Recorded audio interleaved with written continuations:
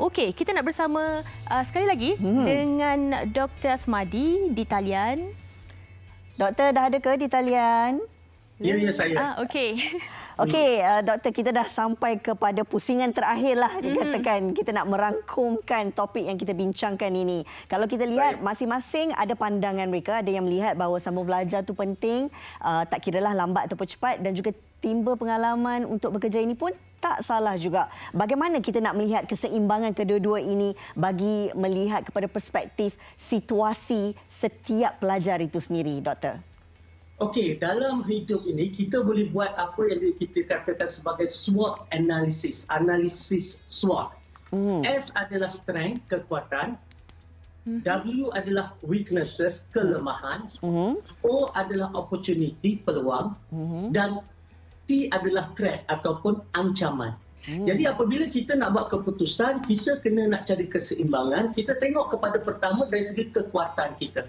Mungkin kita lihat kekuatan macam mana. Adakah kita mempunyai bakat ataupun kita mempunyai kecerdikan, kan? Ataupun kita bagaimana dengan support yang kita ada, bagaimana dengan sumber-sumber yang kita ada.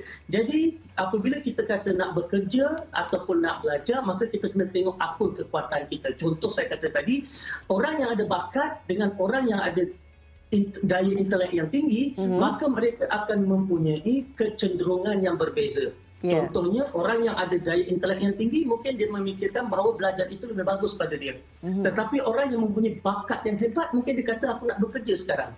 Okay? Termasuk berniaga itu juga adalah bakat. Dia adalah satu bakat. Dan dari segi kelemahan, mungkin kita kena tengok dari segi kedudukan kewangan. Dia katalah kita ni datang dari keluarga yang susah. Yang mana kalau kita belajar, sama belajar 2, 3, 4 tahun, keluarga kita ada lagi adik-adik di rumah yang perlu ditanggung. Dan kita adalah kakak sulung, kita adalah abang sulung. Dan yang mana keluarga bergantung kepada kita dan peluang pula ada misalnya. Jadi oleh sebab itu mungkin keputusan kita untuk bekerja seketika itu, mengorbankan diri kita itu terpaksa kita lakukan. Dan ini biasa berlaku dalam masyarakat kita. Jadi oleh sebab itu kita kena tengok dari segi apa kelemahan kita, iaitu dari segi skill dia bagaimana, dari segi jaringan, network orang yang kita kenal macam mana kan. Dan dari segi peluang, kadang-kadang peluang itu mungkin tawaran yang datang hari ini takkan datang lagi tawaran itu di masa-masa depan.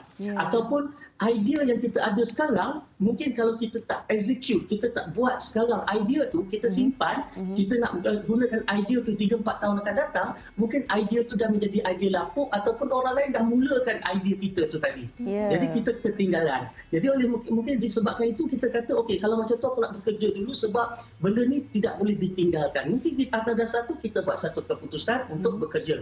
Dan begitu pula dari segi ancaman, kita kena tengok dari segi persaingan. Okey, kita ambil contoh bila berlaku PKP.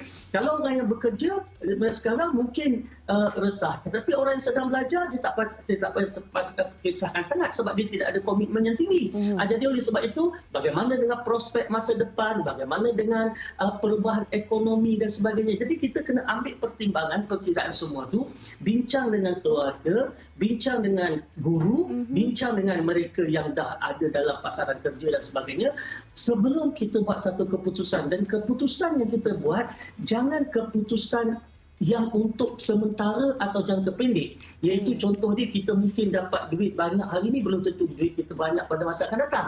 Tetapi kalau kita dapat ilmu banyak hari ini, ilmu kita tak akan hilang, tapi dia makin bertambah di masa akan datang.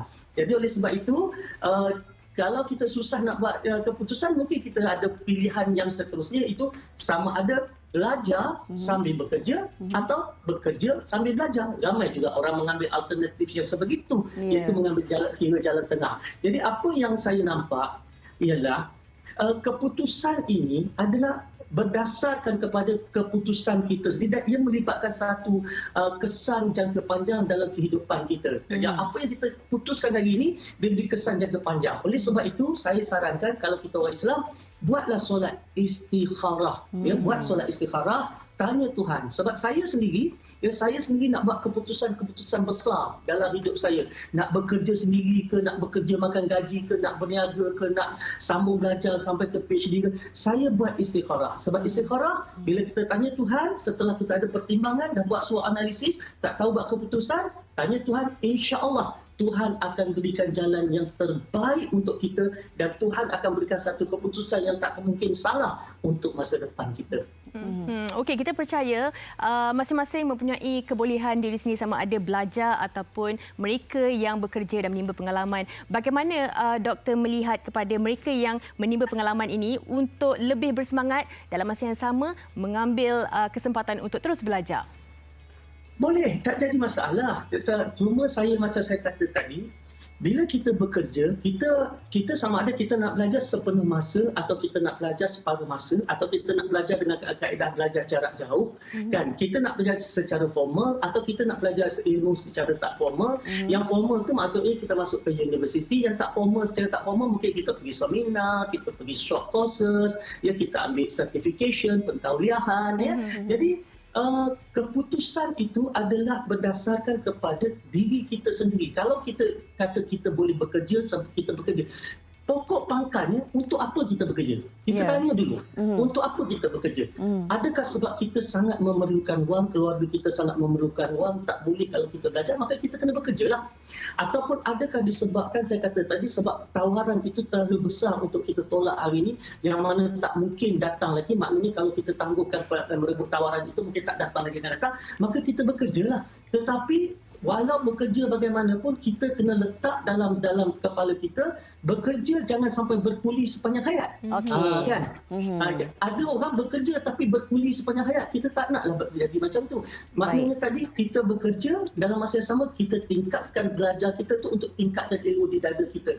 Kadang-kadang kita ada bakat. Tetapi bila kita ada bakat, kalau kita tambah bakat kita itu dengan ilmu secara akademik yang betul. Contoh kita minat bisnes. Kemudian kita pergi universiti, kita belajar dalam bidang bisnes. Maka perniagaan kita itu nanti akan bertambah bagus, bertambah dengan baik. Ada sistemnya.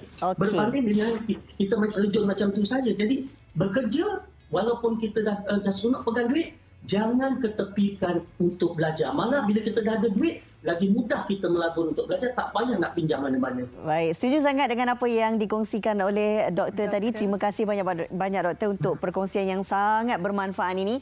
Bukan sahaja untuk kita tapi untuk penonton setia wanita hari ini. Jaga diri doktor. Assalamualaikum. InsyaAllah. Waalaikumsalam warahmatullahi. Okey, kalau kita lihat secara rumusannya, kita sendiri yang kena fikir sebab kita yang menentukan ataupun membuat keputusan, bab kata doktor tadi, sama ada kita nak sambung belajar ataupun kita nak timba pengalaman. Sebab baik buruknya kita sendiri yang tanggung.